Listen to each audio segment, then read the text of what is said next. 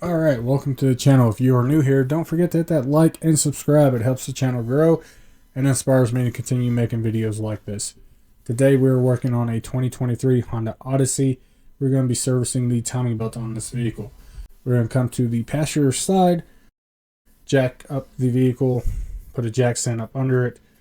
Then we're going to take the 522mm lug nuts off that tire and get it out of the way so we can gain access to the fender well.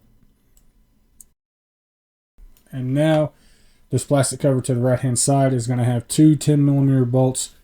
One's going to be about right there, and then one a little bit down the way. We're going to have two push pins as well.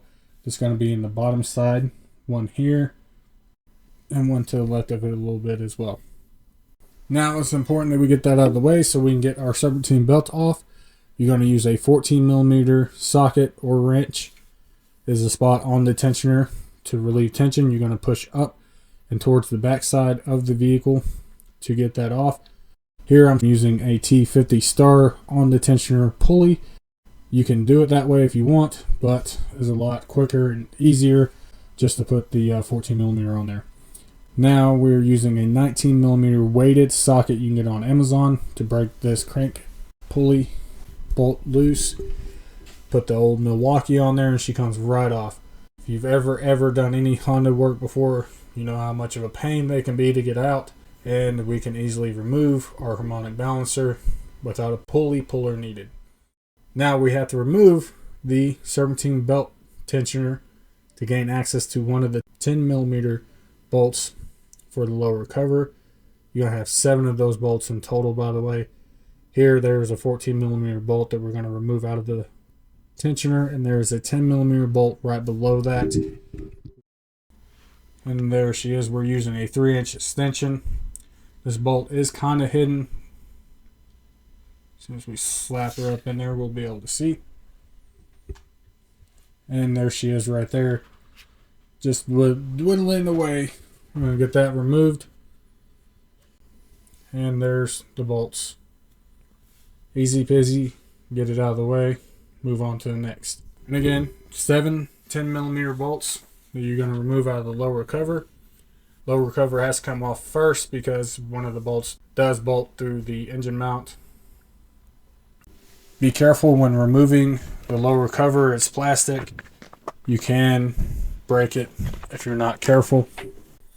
Now with that out of the way, we can gain access to the rest of the vehicle. As we see right here, this is just showing where all your 10mm bolts are going to be located in the lower cover. Right there is our keyway. Right at the top of our keyway is going to be our mark for the sprocket. Make sure you line your timing marks before taking your timing belt apart or off. Up top, we're going to remove the upper plenum cover. We got a piece of plastic right here that we're going to have to pop the little clips here and on the other side as well, because right below that is a 10mm bolt that bolts that harness to the top of the engine mount. And there she is right there. I used a 6-inch extension with the 10mm socket and a magnet to ensure that I did not drop that bolt. Let's screw it out of the way. That way we can move on to the next step, which is going to be removing the back cover first. And there's a harness that does run on top of the back timing cover.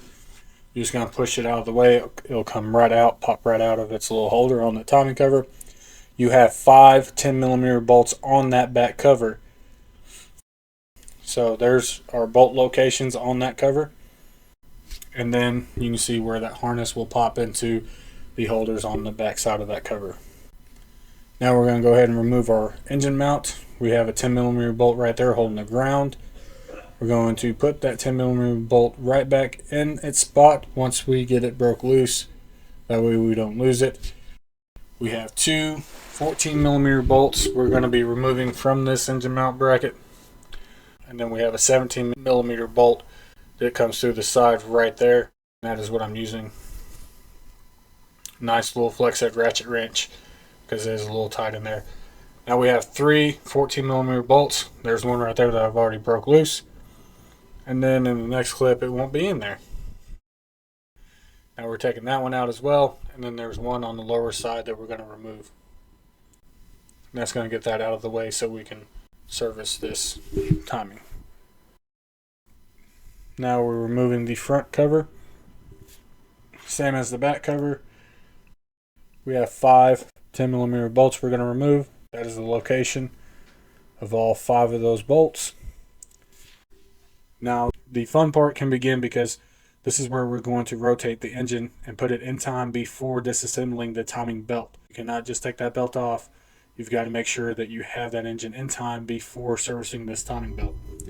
Can't really get a good view, so we're going to show you on the back side of where that mark is. So as we see here, that is the mark on the back side cover. You're going to have that same mark on the front side cover as well. And then there's going to be a line mark on the cam sprockets that will line up with the mark on the back side of the cover. Right here is where we're going to be putting our bolt back in and rotating our engine in time. There's our timing mark there.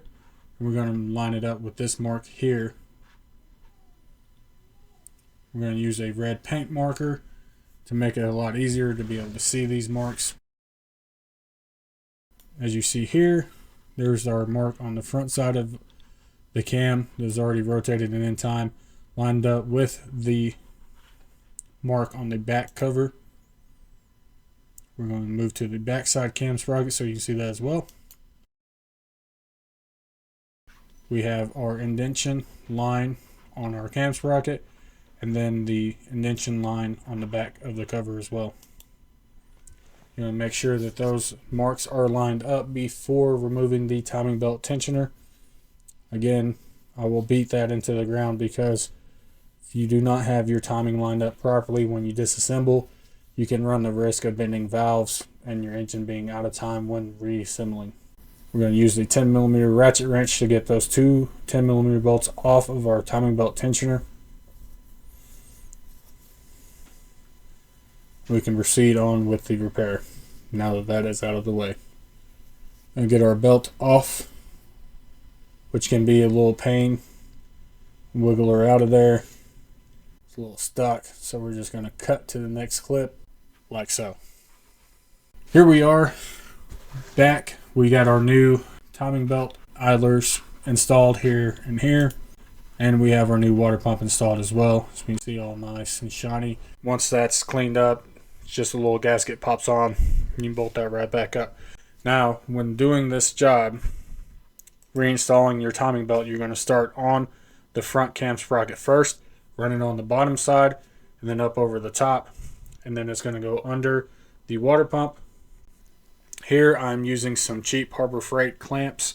You can pick them up for about $5-6 for a whole pack, and that's just to hold the belt onto the sprocket so I know it doesn't jump a tooth when I'm routing the belt. You're going to pull the left side of the timing belt as tight as you can get it and pop it onto the rear sprocket. That way there's no slack in the belt whatsoever. You're going to get a couple of clamps, hold that belt onto the sprocket, and this is how much tension I have on that belt. And it's pretty snug in there. As you see, we haven't ran the tensioner or anything like that yet. We're just making sure that the top part, both of our timing sprockets are lined up where they should be. The belt is tight and ran properly. And then we're going to come to the bottom side. We're going to start with the right side of the belt. We're going to pop it onto the lower side of the crank sprocket. We are making sure that our belt is routed properly. Then we're going to push the belt on. Again, ensuring that there is no slack in the right side of that belt. All your slack should be to the back side of the engine or the left side of the engine compartment when looking at it from this spot. Next, we're going to be installing the timing belt tensioner, but we will not pull the pin out of the tensioner until we triple check our timing marks to make sure that neither one of our cam sprockets have rotated since we've routed our belt. See there, new timing tensioner in there, installed. The pin is still in it. The reason why is you do not want to prematurely pull that pin and find out that you got one of your cams that have rolled a tooth out of time, because those are a pain to get pushed back in and get that pin reseated. See, we're 100% in time there. Come up to the top. This is the front cam sprocket. We can see that we are lined up perfectly in time. Now we're going to look at our back timing sprocket to ensure that we're in time there as well. And we are in time. So we are good to go to pull that timing belt tensioner and put tension on our belt. We're going to go ahead and remove our clamps because we're going to rotate this motor by hand 2 revolutions to the crank. So you're going to rotate that crank twice, and that will put our cam sprockets back in time where they should be up top. And we should have proper timing on the lower side as well. You want to triple check. It's going to ensure that none of the cam sprockets are out of time. It's a lot safer than trying to start that engine without triple checking work. We can see that we have our crank bolt put in so we can rotate. This is just letting you know you're going to go around twice to make sure that you are in time. Now, you're going to reinstall everything the same way that it came off. You're going to do your engine mount bracket first, then your front timing cover, your rear timing cover, your lower timing cover, and get all that tightened up. Lower timing cover goes in last because it came out first. And with that being said, that is this job done and in the books. If you have any questions, drop a comment. I'll be more than happy to answer it. This is the first voiceover we're doing.